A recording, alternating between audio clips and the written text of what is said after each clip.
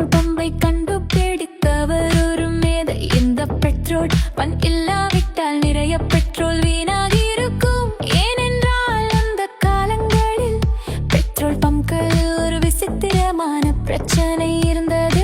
வாடிக்கையாளர்களுக்கு தங்கள் எரிபொருள் தொட்டி எப்போது நிரம்பியது என்று தெரியாது. அதனால் அடிக்கடி பெட்ரோல் நிரம்பி வழிந்துவிடும். பொறியாளர்கள் ஒரு மிகச் சிறப்பான தீர்வை கொண்டு வந்தனர். மிகவும் எளிமையான ஒரு குறையின் அடிப்படையில் ஓட்டத்தை தானாகவே நிறுத்தக்கூடிய ஒரு நாசிலை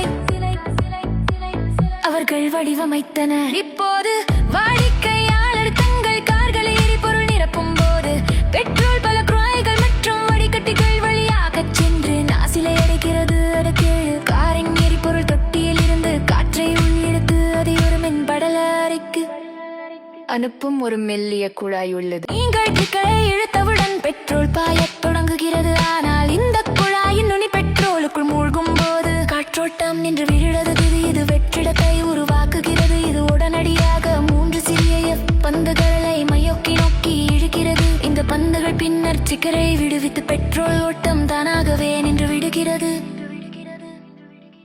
இதே போல் ஒரு எரிபொருள் லாரி நிலத்தடி சேமிப்பு தொட்டியில் எரிபொருள் நிரப்பும் போது தொட்டி ஏறக்குறைய நிரம்பியவுடன் ஒரு வால்வு தானாகவே மூடுகிறது. மற்றொரு குழாய் வழியாக லாரிக்குள் உஞ்சப்பட்டு அங்கு